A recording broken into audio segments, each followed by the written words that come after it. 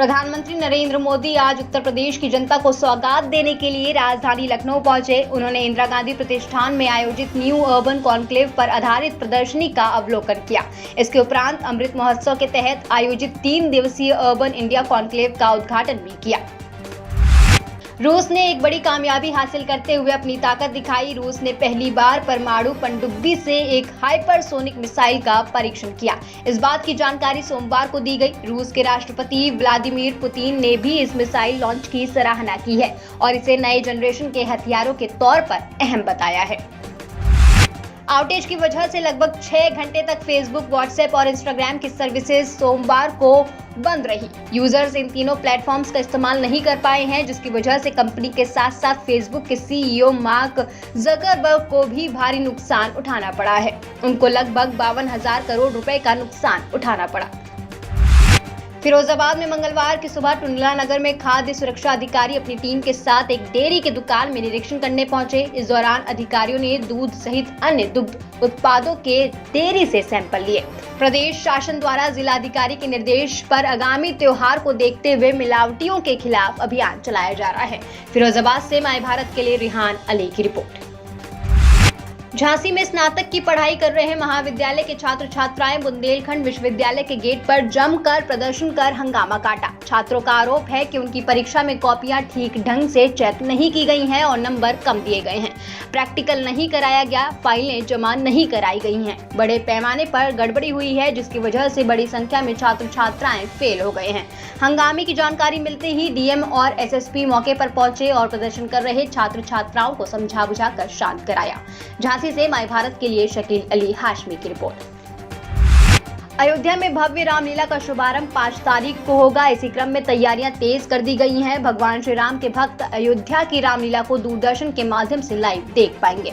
आपको बता दें, भाग्यश्री और मालिनी अवस्थी पहली बार अयोध्या की रामलीला में अभिनय करते नजर आएंगे। इसके साथ ही कई बड़े कलाकार अयोध्या की भव्य रामलीला में नजर आएंगे। स्वामी नरेंद्र गिरी की मौत के बाद आज मठ बागंबरी में शोषणी कार्यक्रम में नरेंद्र गिरी को श्रद्धांजलि दी गई। इसके बाद बलबीर गिरी को मठ की कमान सौंपी गई। बलबीर गिरी के नाम का ऐलान सभी अखाड़ों के सभी साधु संतों और पदाधिकारियों के बीच महामंडलेश्वर स्वामी कैलाशानंद सरस्वती ने किया।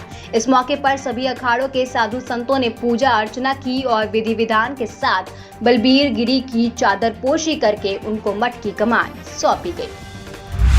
आज राज्य कर्मचारी संयुक्त परिषद के द्वारा सरकार के विरुद्ध एक रैली का आयोजन किया गया। सरकार को तानाशाह सरकार बताते हुए वक्ताओं ने कहा कि ये सरकार लगातार ऐसी नीतियों पर चल रही है जो जन विरोधी है और अगर सरकार नहीं सुधरी तो आने वाले वक्त में सभी कर्मचारी मिलकर इस सरकार को सबक सिखाएंगे। हरदोई के बिलग्राम आईटीआई के पास सरकारी रोडवेज बस और मैजिक की आमने सामने से टक्कर हो गई, जिसमें एक की मौत और 13 सवारियां गंभीर रूप से घायल हो गई। घटना ग्राम जलालपुर आईटीआई की बताई जा रही है, जहां मैजिक और बस में जोरदार टक्कर हो गई। टक्कर इतनी जबरदस्त थी कि मैजिक के परखच्चे उड़ गए। घटनास्थल पर पहुंचे लोगों ने मैजिक में फंसे लोगों को बाहर निकाला। जानकारी मिलते ही मौके पर क्षेत्राधिकारी बिलग्राम विशाल यादव, क्राइम इंस्पेक्टर ताहिर हुसैन अपनी फोर्स के साथ पहुंचे और घायलों को बिलग्राम के सामुदायिक स्वास्थ्य केंद्र भिजवाया। उत्तर प्रदेश में आगामी 2022 विधानसभा चुनाव को लेकर सपा के राष्ट्रीय महासचिव इंद्रजीत सरोज जनसंदेश यात्रा लेकर रायबरेली पहुंचे। रायबरेली पहुंचकर भ्रमण किया और जनता को संबोधित किया। भाजपा पर निशाना साधते हुए कहा कि लखीमपुर में जो घटना हुई उसका जिम्मेदार गृह मंत्री अजय मिश्रा का बेटा है, जिस पर मुकदमा दर्ज हो चुका है, उसकी गिरफ्तारी हो। रायबरेली से माय भारत के लिए धीरज शुक्ला की रिपोर्ट। फिरोजाबाद के थाना नारखी क्षेत्र के गाँव कार्तिकी में एक विवाहिता ने संदिग्ध परिस्थितियों में फांसी लगाकर अपनी जीवन लीला समाप्त कर दी। सूचना मिलते ही चौकी इंचार्ज रजावली जेपी अशोक मौके पर पहुंच गए। मृत महिला के पास एक 1.5 वर्ष की बेटी है। मृतका के पिता ने बताया कि मेरी बेटी के पेट में बच्चा था, जिसे भी ससुरालियों ने मार डाला। फिरोजाबाद से माय भारत के लिए रिहान अली की रिपोर्ट। फिरोजाबाद के सिरसागंज सर्विस रोड पर एक अस्पताल में भर्ती मरीजों का इलाज डिवाइडर पर लेटाकर किया जा रहा था, जिसका वीडियो वायरल होने के बाद एडिशनल सीएमओ ने पुलिस बल के साथ अस्पताल पर छापा मारा। जिस दौरान डिवाइडर पर लिटाकर मरीजों को ग्लूकोज की बोतलें चढ़ाई जा रही थी, जिसके बाद अस्पताल को सील करने की कार्यवाही की जा रही है। फिरोजाबाद से माय भारत के लिए रिहान अली की रिपोर्ट। देश दुनिया की ताजा तरीन खबरों के लिए बने रहें माय भारत न्यूज के साथ।